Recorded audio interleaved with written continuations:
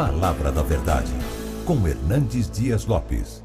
Então abra sua Bíblia comigo, Eclesiastes capítulo 6. Nós acolhemos também com muito carinho as pessoas que estão nos acompanhando virtualmente. Eclesiastes capítulo 6.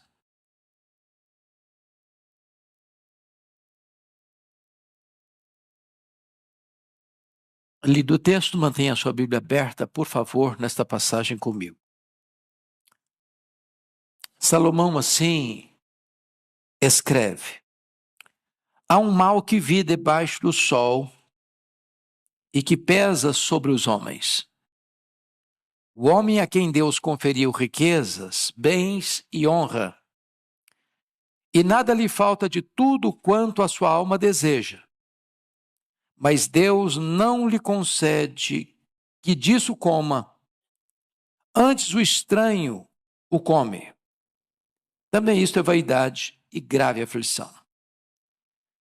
Se alguém gerar 100 filhos e viver muitos anos, até avançada idade, e se a sua alma não se fartar do bem, e além disso não tiver sepultura, digo que um aborto é mais feliz do que ele. Pois debalde, inutilmente, vem o aborto, e em trevas se vai, e de trevas se cobre o seu nome. Não vê o sol, nada conhece. Todavia, tem mais descanso do que o outro, ainda que aquele vivesse 2 vezes 1000 anos, mas não gozasse o bem.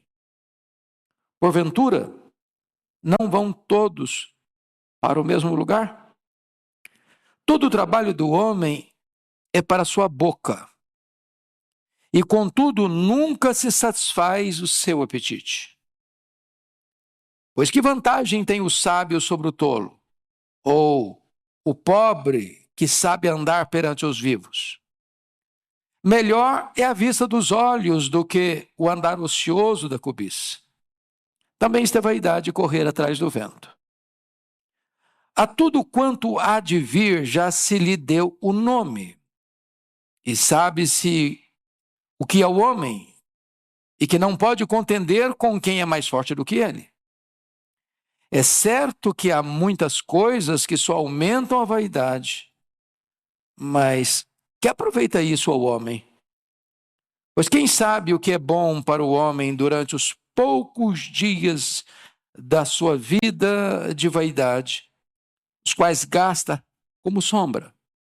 Quem pode declarar ao homem o que será depois dele debaixo do sol? Bom, eu acho que pela própria leitura vocês já perceberam que este é um dos capítulos mais sombrios da Bíblia. Talvez um dos mais difíceis também de interpretar. O tema que eu vou dar para esse texto é as decepções da vida. As decepções da vida. Bom, vamos recordar um pouquinho sobre este livro de Eclesiastes, porque agora, nessa conjuntura aqui, é muito importante. Esse livro foi escrito por Salomão. Salomão tem 3 livros escritos na Bíblia: Provérbios, Eclesiastes e Cântico dos Cânticos. Os estudiosos dizem, e eu acho que com razão, que Cântico dos Cânticos foi escrito na juventude dele. Provérbios na sua fase adulta e Eclesiastes na sua velhice. Salomão, filho de Davi, com Batseba, tornou-se o herdeiro do trono. Lembram vocês que Davi construiu um grande reino, ampliou os limites de Israel, conquistou e venceu os históricos inimigos de Israel.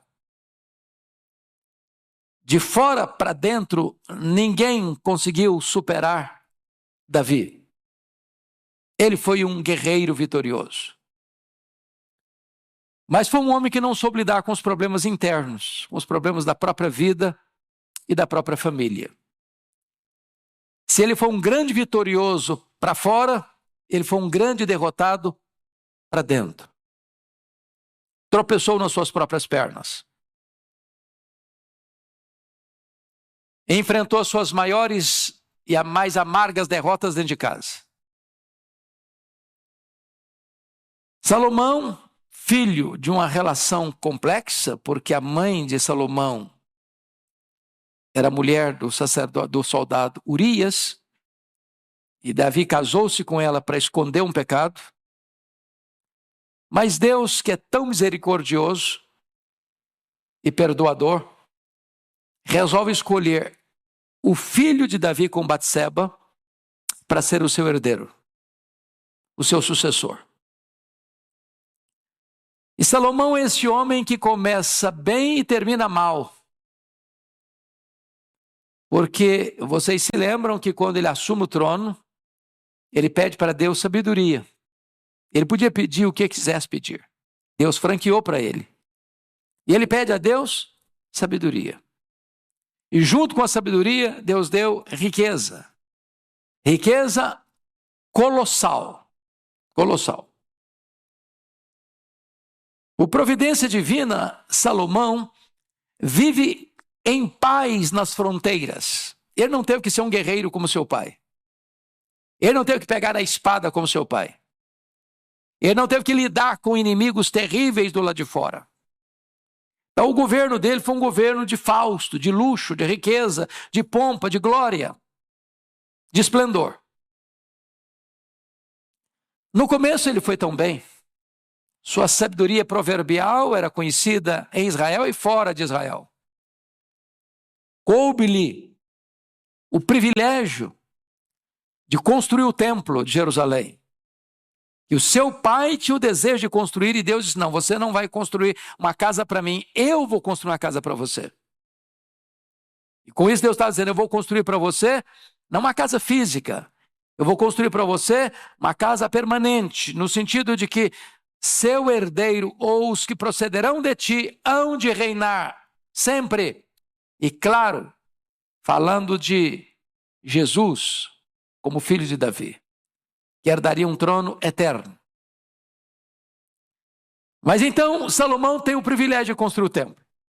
Magnífico, suntuoso, o grande palácio religioso que fez de Jerusalém a sede religiosa do mundo.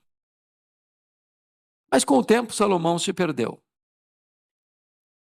E se perdeu novamente dentro, não fora. Porque, em virtude das suas muitas alianças políticas, essas alianças implicavam em casamentos, em muitos casamentos. E Salomão teve, diz a Bíblia, 700 princesas, 300 concubinas. O harém dele era extremamente povoado. E eu imagino que Salomão deve ter tido alguns problemas com tantos relacionamentos. Se nós vivemos uma realidade de monogamia e já temos algumas lutas, imagine um camarada casado com 700 mulheres e de sobra ainda tem 300 concubinas. Obviamente essas mulheres, vindo de outras nações, tinham outros deuses, outras crenças. E Salomão acaba sucumbindo a esse sincretismo religioso, construindo templos aos deuses pagãos, entrando numa rota de apostasia e pisando no acelerador, assodadamente afastando-se dos preceitos de Deus. É nesse tempo de crise que Salomão, então, registra suas crises. E Eclesiastes é um livro testemunhal. Eclesiastes é um livro que está sendo escrito pelas lentes do retrovisor. Ele está olhando as crises que viveu, os dramas que viveu, as percepções que teve e narrando-as. Mas louvado seja Deus, ele começa bem, ele cai num abismo, mas por bondade de Deus ele encerra bem. Porque poderíamos dizer que capítulo 12 versículo de número 13. É a síntese da conclusão dele. Das buscas frustradas. Do desejo de ser feliz em tantas coisas e não conseguir. Então ele fecha não só o livro de Eclesiastes, mas a sua agenda com essa declaração: de tudo o que se tem ouvido, a suma é: teme a Deus e guarda os seus mandamentos, porque isto é o dever de todo homem. Aqui no capítulo 6, é mais um texto onde ele abre o coração e revela o que nós chamamos de as decepções da vida. E eu gostaria de perceber com vocês e observar com vocês que ele ainda está na mesma sequência de assuntos que já tratou. Que assunto que já tratou? E ele volta a carregar as tintas para mostrar mais uma vez esse problema. É o problema da riqueza, da insatisfação da riqueza. Então vamos dar uma recapitulada no que eu já disse. Abra aí no capítulo 2, versículos 18 a 23. 2, 18 a 23. Você pode ler comigo esses versos para a gente recordar o que eu já disse, para entrar no que ele está dizendo agora? Vamos lá? Também aborreci todo o meu trabalho, com que me afadiguei debaixo do sol, visto que o seu ganho eu havia de deixar a quem viesse depois de mim. E quem pode dizer se será sábio ou estulto? Contudo, ele terá domínio sobre todo o ganho das minhas fadigas e sabedoria debaixo do sol. Também isto é vaidade. Então me empenhei, porque o coração se desesperasse de todo o trabalho com que me afadigara debaixo do sol. Porque há homem cujo trabalho é feito com sabedoria, ciência e destreza. Contudo, deixará o seu ganho como porção a quem por ele não se esforçou. Também isto é vaidade e grande mal. Pois que tem o homem de todo o seu trabalho e da fadiga do seu coração, em que ele anda trabalhando debaixo do sol, porque todos os seus dias são dores e o seu trabalho desgosto. Até de noite não descansa o seu coração, também isso é vaidade. Está dizendo para o camarada que trabalhou, juntou muito dinheiro, juntou uma grande fortuna, deixou uma grande herança. Quem não ralou que vai desfrutar, e ele nem sabe se o herdeiro dele vai ter sabedoria para administrar toda a riqueza que herdou. Como de fato não teve. O filho dele foi uma tragédia, o Roboão. Outro texto que trata do assunto, ao capítulo 5, a partir do verso 10. Vamos dar uma olhadinha. Verso 10 a 13. Leia comigo. 5, 10 a 13. Quem ama o dinheiro, jamais dele se farta. E quem ama a abundância, nunca se farta da renda. Também isso é vaidade.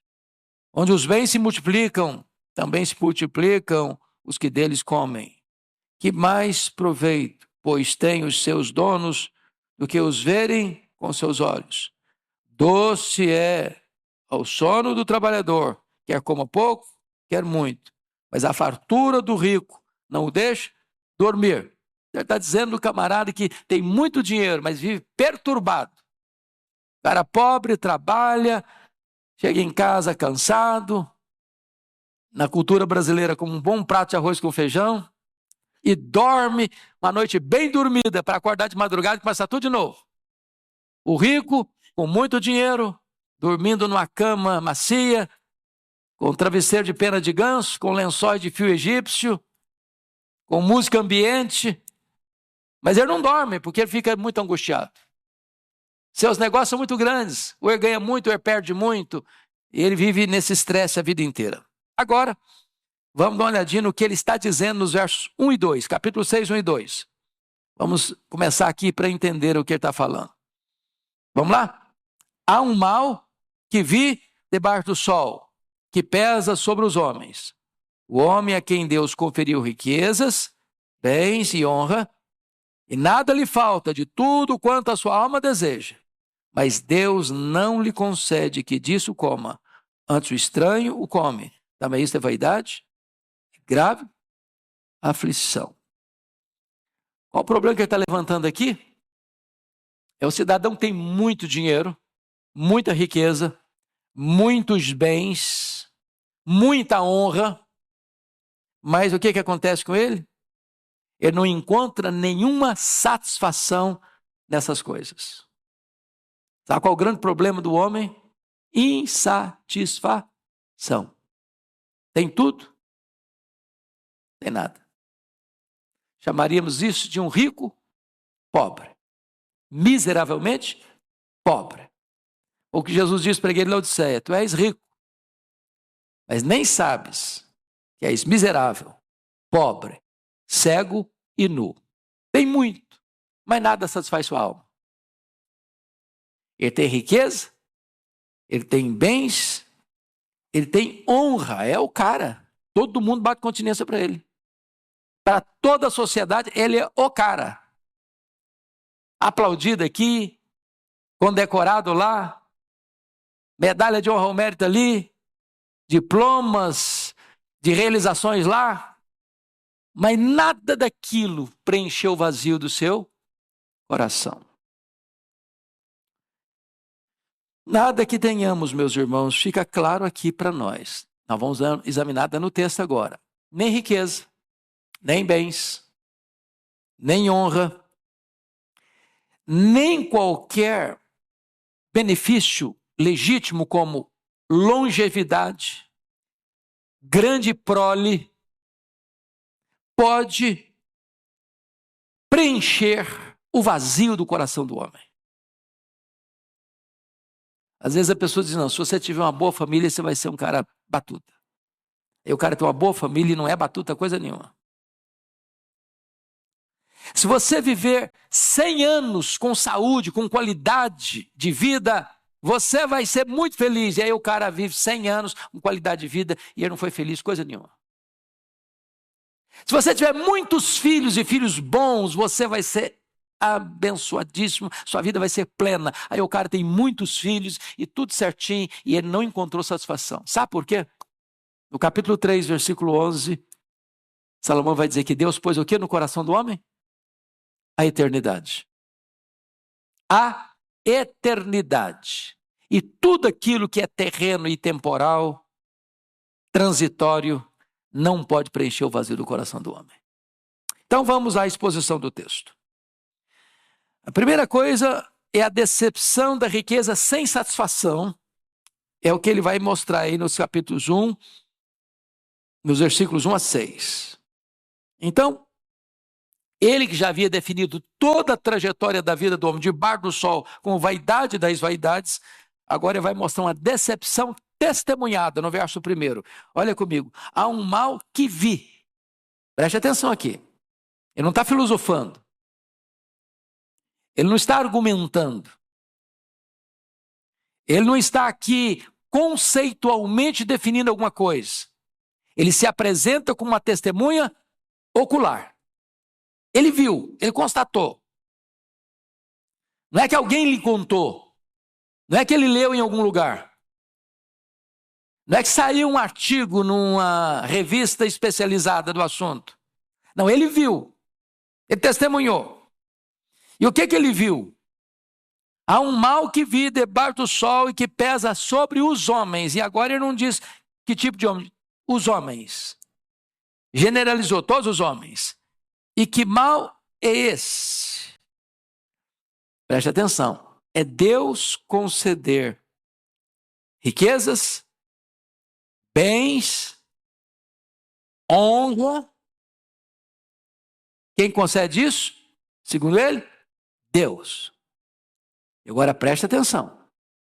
O próprio Deus que concedeu bens, riquezas e honra não concede a essa pessoa o desfrute dessas coisas.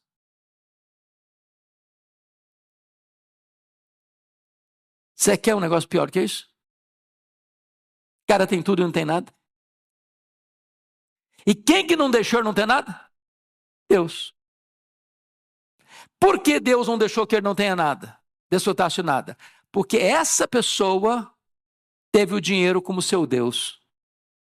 O ídolo da sua vida. Então, quando o cara faz da riqueza, dos bens, da fama, da honra, do aplauso dos homens, do reconhecimento popular, a razão da sua vida, Deus dá a ele condições de ter dinheiro, ter muitos bens, ter muitas riquezas, ser o cara aplaudido da sociedade, o nome dele sai nas manchetes dos jornais, todo dia elogiando. E o próprio Deus está dizendo assim, tá bom, estou te dando isso aí. É o que você quer? Pode pegar. Mas tudo isso aí ainda não vai trazer sentido para a sua vida. Você vai ter uma insatisfação crônica, você vai ter um vazio maior na alma, você vai ter um buraco existencial no seu coração, e nada disso vai preencher o vazio da sua alma. Ele está dizendo que isso aí é o quê? Vi debaixo do sol o que pesa sobre os homens. É um peso, é um fardo, é um rolo compressor. Quando você vai estudar a biografia dos homens, pega a revista Forbes, a lista dos bilionários. Dá uma examinadazinha na história deles. Conheça um pouquinho mais. Você vai perceber que muitos deles têm uma vida vazia, infeliz. E a Bíblia diz, quem ama, está aqui em Provérbios, quem ama o dinheiro dele nunca se satisfaz. Eu sei que esse não é o seu problema.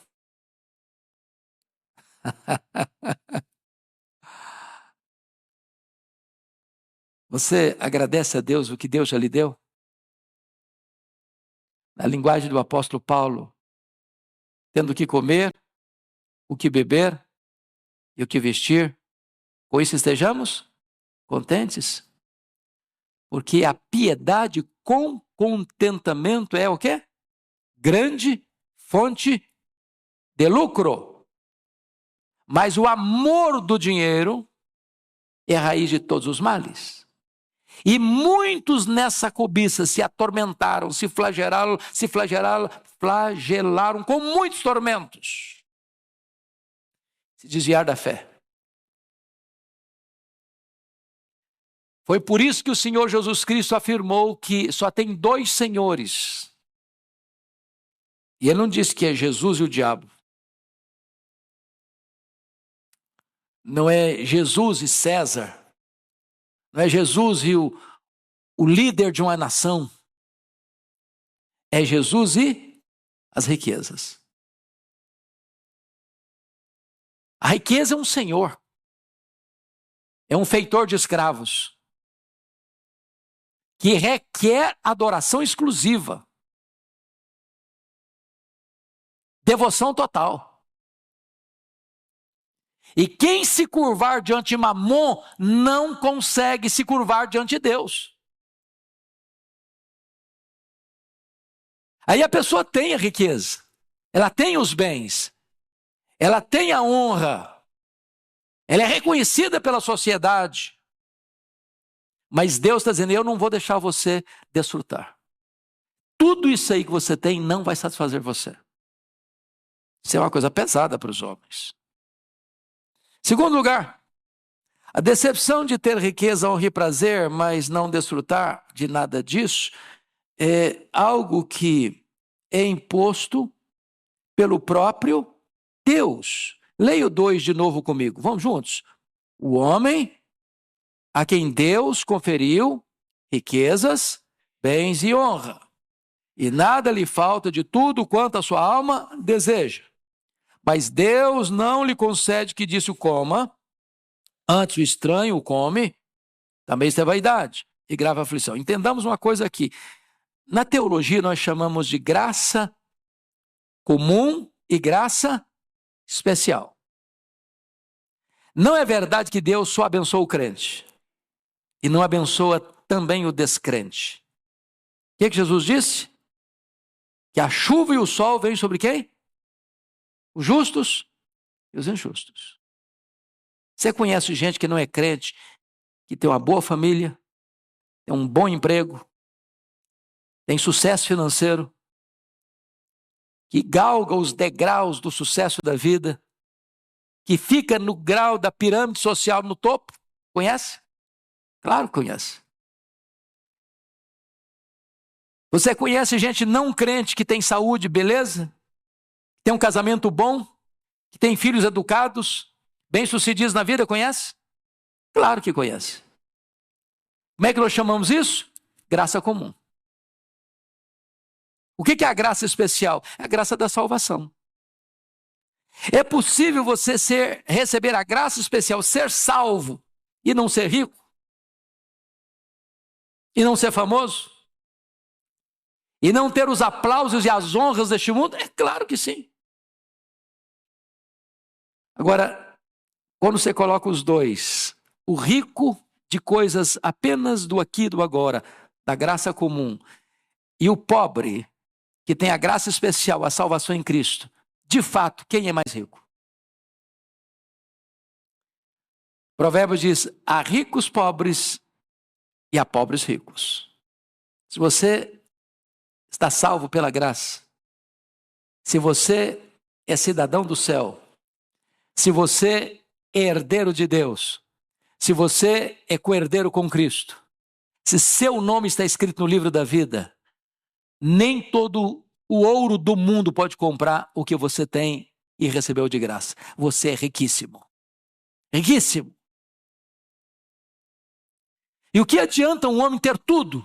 O mundo aos seus pés. O mundo de pé aplaudindo. Se tem um buraco na sua alma. Na hora que ele partir, ele não vai levar nem um centavo. Essa é uma grande decepção descrita aqui no versículo 2. Deus dá riqueza, o cara ama o dinheiro, põe o coração no dinheiro, adora o dinheiro, serve ao dinheiro, é escravo do dinheiro, e Deus diz, então eu vou fazer uma coisa com você, eu não vou deixar você usufruir, eu não vou deixar você ter prazer, eu não vou deixar você satisfazer os anseios da sua alma, e você juntou tudo, quem vai comer é outro, quem vai usufruir é outro, quem vai desfrutar é outro. Eu não estou dizendo, irmão, que a pessoa não vai desfrutar no sentido da palavra desfrutar, não. O cara que é rico, ele vai fazer a viagem mais bonita, vai para o restaurante mais caro, ele vai para os hotéis mais requintados, ele vai rodar o mundo com seu jatinho particular, ele está desfrutando, mas aquilo não fez o quê? Preencheu o vazio do seu coração. Porque só Jesus preenche esse vazio. Só Deus satisfaz. Ele é escravo da ganância, ele é escravo da avareza. Rico, pobre, um miserável numa gaiola de ouro. Você conhece gente miseravelmente numa gaiola de ouro? Na última vez que eu estava visitando lá o palácio, lá na Inglaterra, da família real, eu fiquei pensando, meu Deus, a pessoa não pode ir num restaurante, ele não pode ir num supermercado, ele não pode dar uma passeada num outro parque a não ser o parque do palácio. Ele não pode botar a cara na rua, que vem os paparazzi. Isso é vida. Que vida é essa? Presos numa gaiola de ouro. Presos numa gaiola de ouro. Terceira coisa que ele vai apresentar aqui é a decepção da longevidade e de uma inúmera prole sem satisfação. E ele vai criar uma situação aqui. Vamos dar uma olhadinha no versículo 3. Leia comigo 3. Se alguém gerar 100 filhos e viver muitos anos, até avançada idade, se a sua alma não se fartar do bem e além disso não tiver sepultura, digo que um aborto é mais feliz do que ele. Bom, ele está criando uma hipótese e ele vai concluir. Vamos até o 6. Vamos ler 4, 5 e 6 também. Vamos lá. Pois, debalde. Para um pouquinho. O que é debalde? A palavra debalde, alguém sabe o significado? Em vão. Inutilmente. Pois, em vão, inutilmente, vem o aborto. E em trevas se vai, e de trevas se cobre o seu nome. Não viu o sol, nada conhece. todavia, tem mais descanso do que o outro. Vamos ler os 6 juntos. Ainda que aquele vivesse 2 vezes 1000 anos, mas não gozasse o bem. Porventura, não vão todos para o mesmo lugar. Ele está criando aqui uma hipótese, né? Ele está criando aqui uma situação irreal. De alguém que tenha o privilégio de viver 2000 anos. Alguém já viveu 2000 anos? Quem viveu mais tempo foi Matusalém. Não chegou a 1000 anos. Ele está criando aqui uma hipótese exagerada. Ainda que alguém vivesse 2000 anos. Ou seja, ganhou de todo mundo na longevidade. Campeonato da longevidade foi medalha de ouro. Nas Olimpíadas da longevidade. Quantos filhos ele teve? 100. Conhece alguém que teve 100 filhos?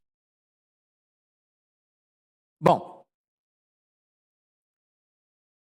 Ainda assim, se ele não desfrutou o bem, e o que é bem aqui? É o propósito da vida, é o sentido da vida. Deus criou você e eu para o louvor da sua glória. O fim principal do homem é glorificar a Deus e gozá-lo para sempre. Se ele não usufruiu isso, ele está dizendo, um aborto que não chegou a nascer, que não viu a luz do sol, que saiu do ventre para a sepultura, é mais feliz do que ele. É desesperador, não? Desesperador. Salomão aqui está carregando as tintas aqui para mostrar a decepção da vida. O que a sociedade diz hoje? Que o segredo da felicidade é ter uma vida longa. E é bom ter uma vida longa, não é não? Se alguém não quiser passar pela velhice, o segredo é morrer cedo. Agora, a velhice, como diz o Dr. Billy Graham, não é para os fracos. Essa frase do último livro que o Billy Graham escreveu, já na fase final da vida, para mim valeu o livro. A velhice não é para os fracos. Às vezes nós queremos dourar a pílula, não é verdade? A melhor fase. Eita Jesus, será que é mesmo? Engana que eu gosto, né? Me engana que eu gosto. Poderia ser a fase de ouro. Tudo bem, a fase de ouro ainda vai lá. Ainda passa. Mas é uma fase que tem coisas boas e tem coisas difíceis. O que é difícil? As forças vão acabando. Aquela beleza que a gente olhava no espelho e queria olhar um pouco mais, agora você olha já se sai correndo. Será que sou eu mesmo? Não é possível, meu Deus. Onde foi minha beleza? Quem me roubou essa beleza? As rugas vão aparecendo. Os cabelos ficam brancos ou caem, não tem jeito. É a fase das dores, tudo começa a doer. Tudo. O joelho não funciona direito mais. As pernas não obedecem à cabeça mais. Agora, o que está dizendo é o seguinte, ainda que o cara envelheça, e ele vai ganhando mais tempo, e vai envelhecendo, e ele completou 100 anos, 200 anos, 300 anos, 500 anos, 1000 anos, 1500 anos, 2000 anos, aí é o prodígio dos prodígios. Ainda que a prole do camarada seja tão numerosa que ele teve 100 filhos, campeão. Mas com tanta coisa boa, longevidade e numerosa prole, se ele não desfrutou o bem, se ele não andou com Deus, se ele não conhecia Deus, se ele não desfrutou de comunhão e intimidade com Deus, a vida dele é tão infeliz que ele é pior do que um aborto. Você já pensou se um bebê que está sendo gerado no ventre da mãe pudesse falar, não, mas eu não quero morrer agora. Ué, nem nasci ainda. Deixa eu ver a luz do dia. Deixa eu curtir um pouco. Ele não teve o principal dos privilégios, que é o quê? Nascer. Porque dizem os entendidos aí que há duas coisas fundamentais na vida de um ser humano, ou dois dias fundamentais na vida do ser humano. O primeiro é o dia que ele nasce. O segundo é o dia que ele entende por que nasceu. Por que você nasceu? Por que você está aqui? Aquela famosa pergunta filosófica: de onde eu vim? Por que é que eu estou aqui? Para onde eu vou? Qual a propósito da minha vida? Já parou para perguntar isso? Para que eu existo? Porque há pessoas que estão vivendo, estão empurrando a vida com a barriga. Mas nunca parar para pensar: por que eu estou aqui? Para que eu existo? Por que eu estou nessa família? Para que eu estou morando em São Paulo? Para que eu frequento a Igreja de Pinheiros? Para que eu estou na família que eu estou? Por que eu estou no trabalho que eu estou? Qual o propósito de Deus para a minha vida? O que Deus quer de mim? Para que eu estou aqui nessa conjuntura? Entender isso é fundamental. E esse autor está dizendo o seguinte, Salomão está dizendo o seguinte: se você, tendo as maiores bênçãos e as mais cobiçadas bênçãos, longevidade e prole numerosa, se você não entendeu isso, você é uma pessoa totalmente frustrada. Frustrada. O que ele está falando? Longevidade e prole são bênçãos da graça comum. Você conhece cara que não é crente, que morre com 100 anos? Nossa realidade aqui já é um prodígio, né? Você conhece cara que não é crente, tem uma família numerosa,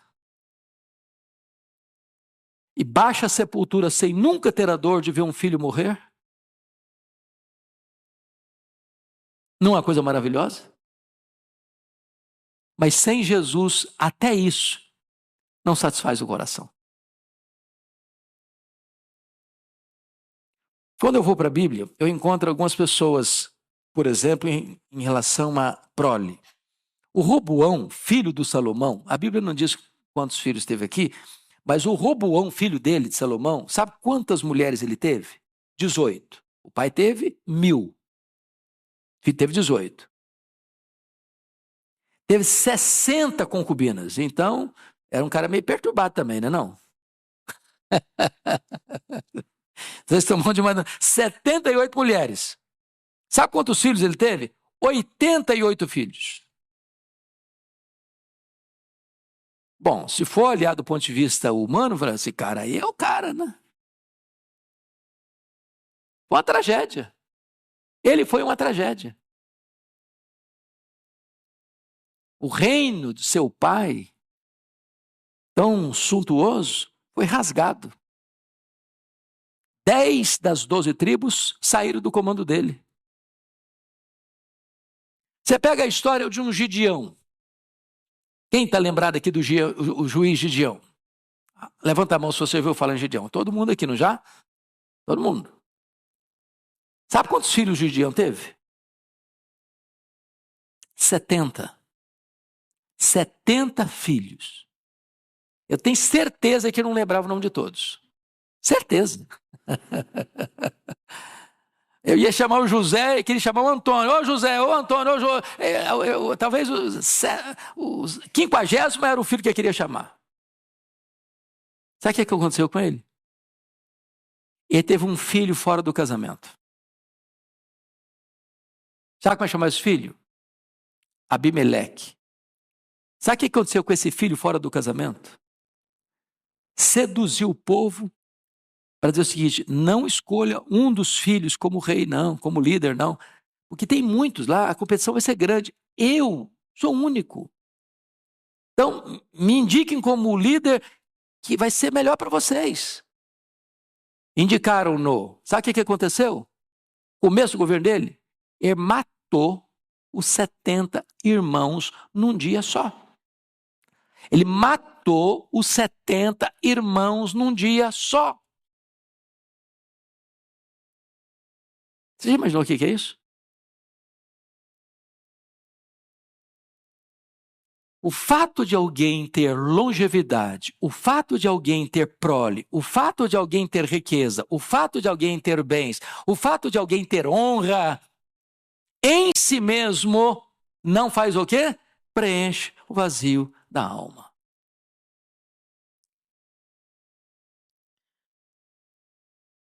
Em outras palavras, ninguém consegue gozar a vida sem Deus. O que Salomão está dizendo? É melhor morrer no ventre do que viver 2000 anos e fechar a vida sem o amor da família. Porque notem vocês, versículo 3, se alguém gerar 100 filhos e viver muitos anos até avançada idade, ainda que hipoteticamente 2000 anos, e se a sua alma não se fartar do bem e esse bem andar com Deus, além disso não tiver sepultura. O que significa além disso não tiver sepultura? O cara decide depois que ele morre? Morreu. Ele não decide mais que cemitério vai ser sepultado, se vai ter um caixão de cedro de tantos R$ 1.000. Sabe o que aconteceu? O cara viveu 2000 anos. O cara teve 100 filhos. Mas o que ele não era? Amado pela família.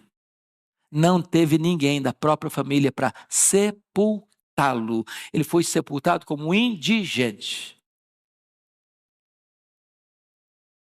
É claro que Salomão está criando um fato hipotético aqui para retratar para nós até que ponto um homem pode ir na busca da satisfação pessoal, da realização pessoal, sem Deus. Sem Deus.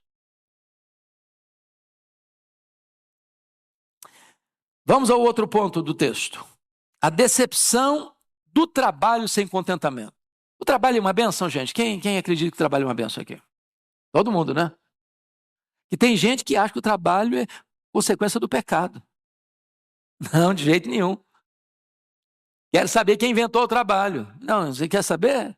Dou o endereço CPF. Foi Deus. Quem inventou o trabalho foi Deus. Antes da queda. Depois da queda, o trabalho se tornou penoso. Mas depois da glorificação, nós vamos trabalhar novamente sem peso. Que nós o serviremos. Eu fico até imaginando essa cena, meus irmãos. E alguém já disse que se com esse corpo nosso tão frágil e tão limitado, nós conseguimos fazer coisas tão esplêndidas. Imagine você com um corpo glorificado, imortal, incorruptível, glorioso, poderoso, espiritual, celestial, semelhante ao corpo da glória do Senhor Jesus. Nós o serviremos sem cansaço, sem fadiga, sem estresse, sem limitações. Para sempre. Eu pergunto a você, as pessoas trabalham só porque precisam sobreviver?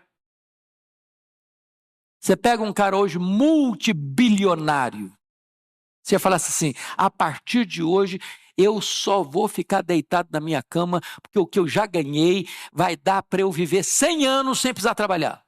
Claro, conseguiria. Por que ele trabalha? Porque o trabalho dignifica o ser humano. O trabalho faz parte da própria vida humana.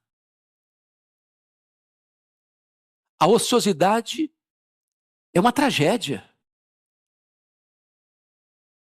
É por isso que os estudiosos dizem que o camarada que se aposenta e veste um pijama, ele morre logo em seguida. Porque a aposentadoria não significa cessar de trabalhar, significa que você vai dar uma mudada na rotina, talvez na atividade. Mas você precisa continuar funcionando. Você e eu precisamos ser como uma vela. Sabe qual é a característica da vela? A vela brilha com a mesma intensidade até acabar. Tem gente que me pergunta assim, o que você pretende fazer depois que você jubilar? Você está pensando em comprar uma casinha na montanha ou uma casinha na praia? Eu falei, não penso nada disso. Eu quero é trabalhar até Jesus voltar ou até ele me chamar. Porque é isso que dá prazer. Você já parou para perceber isso? Você vai tirar férias. Você já pensou que você se cansa das férias? Se cansa das férias. Você já cansou de descansar? Se você se cansa de descansar. Cama é uma bênção quando você está com sono, cansado. Mas fique na cama uma semana. Você vai ficar na cama uma semana. Vou trazer café da manhã, vou trazer almoço, vou trazer jantar, vou trazer suquinho gelado. Daqui uma semana você não aguenta mais. Você está louco. Então, vamos ver o trabalho agora, o que ele vai dizer para nós. Versículos 7 a 9. Leia comigo. 6, 7 a 9. Juntos, vamos lá. Todo trabalho do homem é para a sua boca. E, contudo, nunca se satisfaz seu apetite. Pois que vantagem tem o sábio sobre o tolo? Ou o pobre que sabe andar perante os vivos? Melhor é a vista dos olhos do que o andar ocioso da cobiça. Também isso é vaidade. Correr atrás do vento. Então ele está chamando aqui algumas coisas importantes. É muito triste o homem que só trabalha para comer. Muito triste. Ele só trabalha para atender as necessidades dele. Jesus disse lá em João 4, a minha comida consiste em fazer a vontade daquele que me enviou. Ou seja, tem algo mais importante do que se você comer um bom prato quando você está com fome. É fazer a vontade de Deus. Isso satisfaz você mais do que o alimento. O que Paulo disse em 1 Coríntios 10, 31? Portanto, quer comais, quer bebais, quer façais qualquer outra coisa, fazei tudo para a glória de Deus. Então vamos ver o que ele está mencionando aqui no versículo 7. Primeiro, o apetite insaciável. Todo o trabalho do homem é para a sua boca. Contudo, nunca se satisfaz o seu apetite. É come, come, come, come. E ele vai ter vontade de comer de novo, de novo e de novo. E ele nunca está o quê? Satisfeito. Quando Jesus diz assim, eu sou o pão da vida. Quem de mim se alimenta nunca mais terá fome. De que pão ele está falando? Do pão físico? Material? Não. Não. Ele está falando de uma satisfação que o pão da terra não pode dar. Ele está falando de uma satisfação interior que só Deus pode satisfazer. Meus irmãos, se nós pudéssemos hoje aqui escolher, selecionar as 10 coisas mais prazerosas da vida, do ponto de vista humano e terreno. Lembra aqueles livros lá, 100 lugares que você precisa conhecer antes de morrer? 100 isso que você precisa fazer antes de morrer? Hipoteticamente, imagine que você fizesse todas 100. Preencheria o vazio?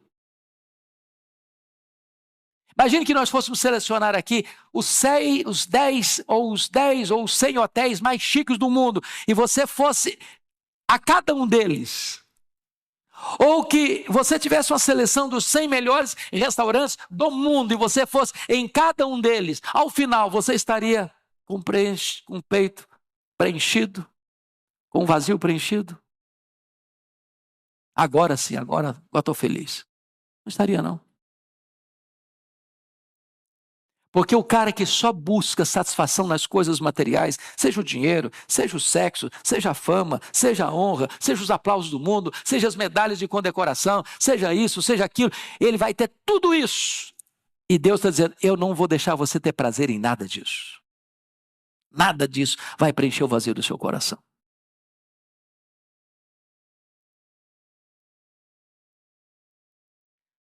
A segunda coisa, versículo 8, é a sabedoria insatisfeita.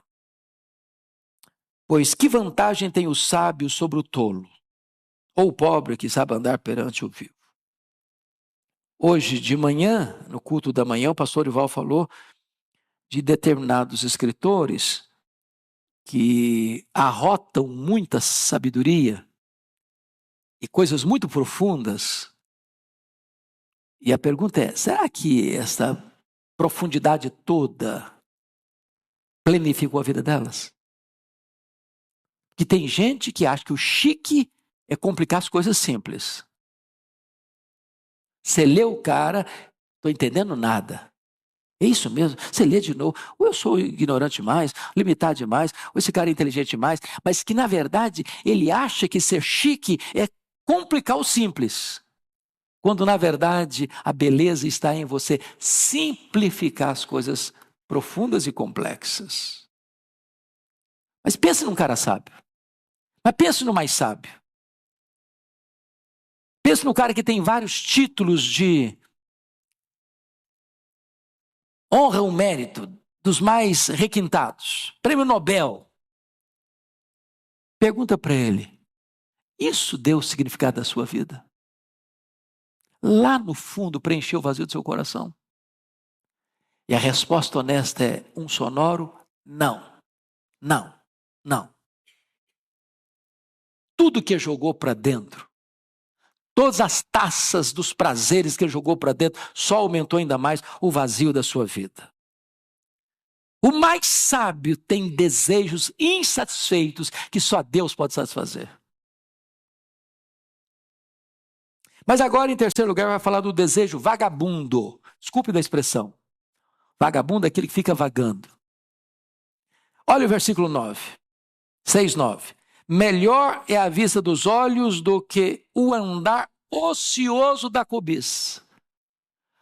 Andar ocioso da cobiça é o seguinte, o cara está cobiçando isso, ele está cobiçando aquilo, ele quer cobiçar mais um prazer, ele quer cobiçar mais uma aventura, ele quer cobiçar mais uma riqueza, ele quer cobiçar mais um bem, ele quer cobiçar mais uma propriedade, ele quer cobiçar mais um carro, e ele está vagando para cá, ele está vagando para lá, e ele está desesperado, correndo para lá, para cá, para lá, para cá, para lá, para cá, para lá, para cá, e ele não consegue parar e agradecer o que ele já tem.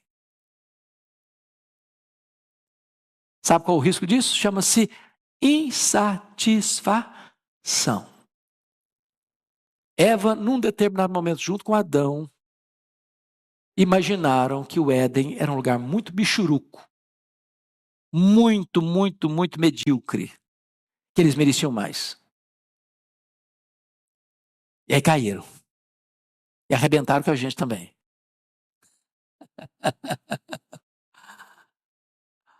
O que aconteceu com o filho pródigo? O filho pródigo tinha a casa do pai, tinha o irmão, tinha pão com fartura, tinha servos na casa, tinha todo o glamour de uma família abastecida e abastada. De repente ele pensou, não, isso aqui não vale nada.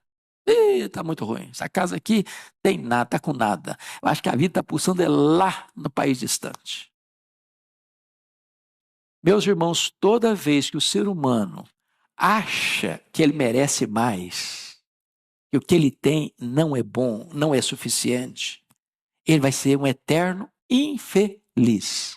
Não está feliz na casa que mora, não está feliz com o carro que anda, não está feliz na empresa que trabalha, não está feliz com o salário que tem, não está feliz com o marido que tem, não está feliz com a esposa que tem, não está feliz com os filhos que tem, não está feliz com a igreja que tem, não está feliz na cidade que mora, não está feliz no país onde vive, ele não está feliz. A infelicidade está dentro dele. Está insatisfeito. E aí é a porta da tentação.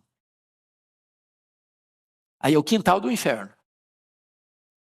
Aí é a antessala da perdição. É por isso que Paulo escreve para Timóteo o seguinte, a piedade com contentamento é grande fonte de lucro. Lá em Filipenses, o apóstolo Paulo, no capítulo 3, versículo 19, ele diz que algumas pessoas só se preocupam com as coisas terrenas.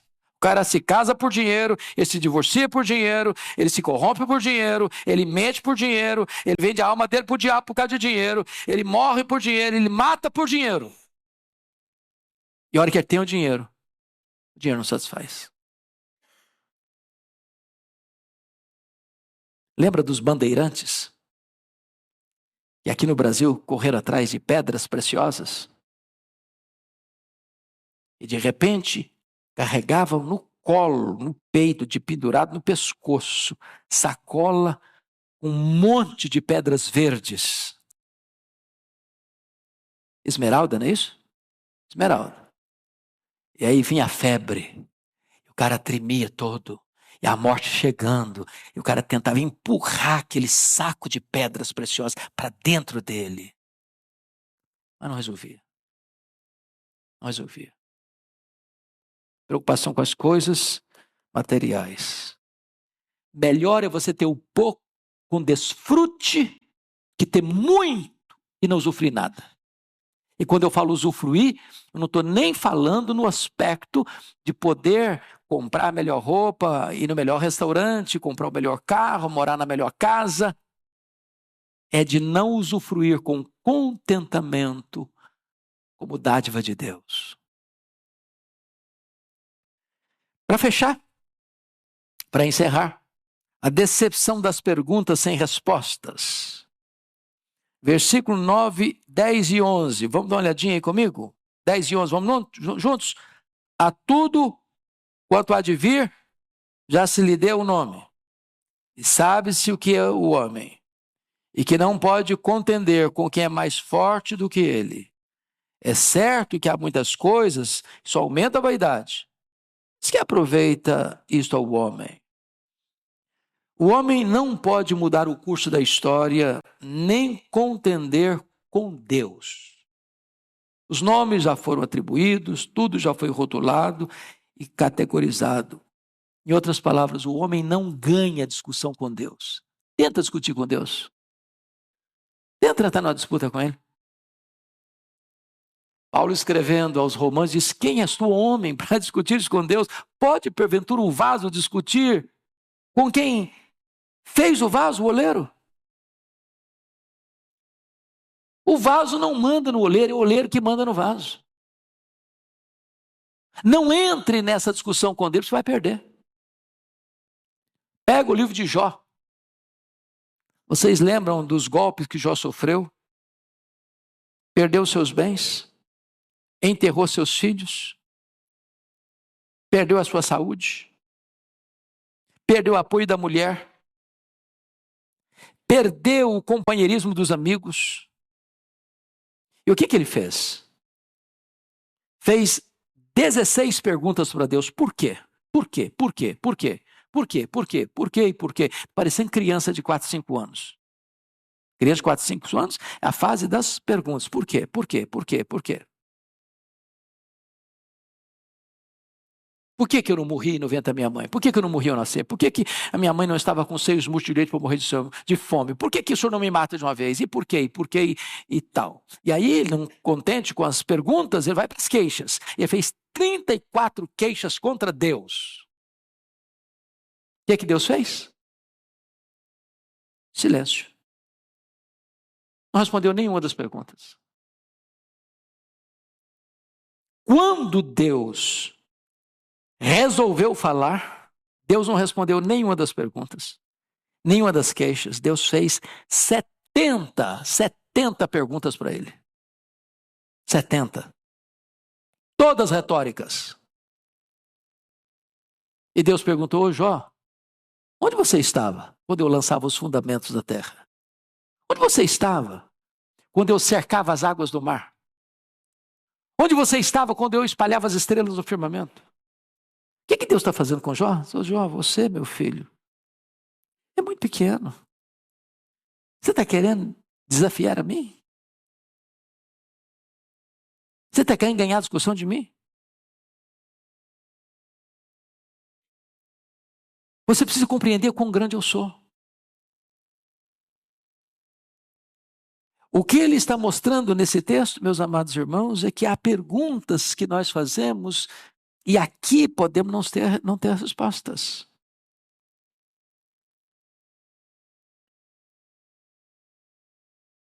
Quem há muitas coisas, a tudo quanto há de vir, já se lhe deu o nome, sabe-se o que é o homem e que não pode contender com quem é mais forte do que ele. Quem é mais forte que o homem? Deus. Contenda com Deus, não. Você não é mais sábio que ele. Você não é mais bom do que ele.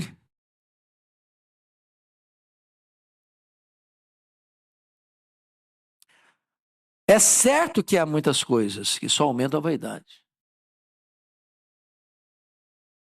Mas que aproveita isso ao homem? Então, vamos fechar com o último ponto? Você pode ler o verso 12 comigo, o último versículo? Vamos juntos? Pois, quem sabe o que é bom para o homem durante os poucos dias da sua vida de vaidade, os quais gasta como sombra? Quem pode declarar ao homem o que será depois dele, debaixo do sol? O homem não tem resposta para os dilemas da vida e da morte, porque as grandes perguntas aqui têm a ver com a vida e têm a ver com a morte. Você já parou para perguntar por que fulano vive apenas alguns meses no ventre da mãe e vira um aborto? Notinha de rodapé. Deus não trata o ser humano que está sendo gerado como uma coisa, como uma massa, mas como um ser humano. É por isso que a igreja é categórica em reprovar o aborto. É um ser. A vida começa na concepção. Por que algumas pessoas nem nascem? Por que outras morrem ao nascer? Por que outras vivem apenas a infância e morrem? Por que as outras no vigor da juventude morrem? Por que outras vivem uma vida longeva? E ainda pior, por que pessoas piedosas morrem cedo? Por que gente má, perversa, tem vida longa? Eu estava vendo um filme sobre a Segunda Guerra. Um dos principais criminosos da Segunda Guerra morreu de velhice. Levou milhares de pessoas à morte. E aí você vê um missionário piedoso, como David Brainerd, morrer com 29 anos. Você sabe explicar isso? Você sabe por quê? Eu tenho perguntas, mas nem sempre tenho as respostas. E eu preciso o quê? Me calar. Porque eu não posso discutir com quem é mais forte do que eu. O barro não pode perguntar para o oleiro, por quê? Submete-se. Cale-se. O silêncio tem hora que é mais sábio do que os discursos. Mas, se eu não consigo explicar a brevidade da vida e a inevitabilidade da morte, ele está dizendo que a vida aqui debaixo do sol, ela não vai ter explicação nem satisfação, a não ser que você olhe a vida acima do sol, na perspectiva de Deus. Então, como é que é viver aqui acima do sol? Tito diz que nós devemos viver de forma sensata, justa e piedosamente. Sensata em relação a você mesmo, uma forma justa em relação ao próximo, piedosamente em relação a Deus. Você precisa viver uma vida plena com você mesmo, com o seu irmão e com Deus. O que é viver acima do sol? Para mim, o viver é Cristo e o morrer é lucro. O que é morrer para um crente? Na perspectiva acima do sol. Morrer é deixar o corpo e habitar com o Senhor. Morrer é partir para estar com Cristo, que é incomparavelmente melhor. Morrer é uma bem-aventurança. Bem-aventurado daqueles que desde agora morrem no Senhor, para que descansem das suas fadigas e as suas obras os acompanham. O que é a eternidade para um cristão? Que é o céu para um cristão? O céu, para nós, é a casa do Pai. É o paraíso. É a Nova Jerusalém. É o seio de Abraão. É um lugar e um estado de bem-aventurança, onde Deus vai enxugar dos nossos olhos toda lágrima, onde não vai ter mais dor, nem pranto, nem luto, porque as primeiras coisas já terão passado. Essa é a vida vista não debaixo do sol, mas acima do sol, onde Cristo vive, de onde vai voltar para buscar a sua igreja. Que Deus nos abençoe. Vamos ficar em pé e vamos orar.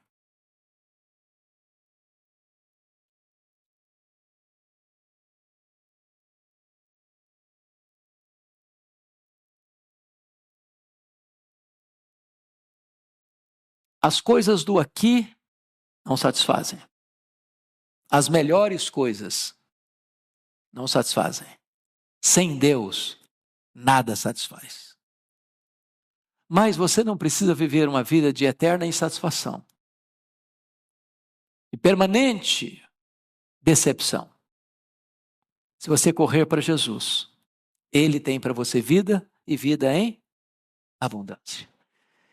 Bendito Senhor, louvado seja o teu nome, pela tua palavra, que nos mostra o caminho do homem que busca satisfação naquilo que não pode preencher o vazio da sua alma. Ao mesmo tempo, esta palavra revela-nos que tu tens para nós vida plena, maiúscula, superlativa, abundante, eterna. E que só na tua presença há plenitude e alegria, e só na tua presença e à tua destra há delícias perpetuamente. Se porventura alguém aqui entrou, ou alguém está nos acompanhando, cuja vida ainda está vazia, está correndo para lá e para cá em busca de satisfação, que nesta manhã este coração se renda a Jesus.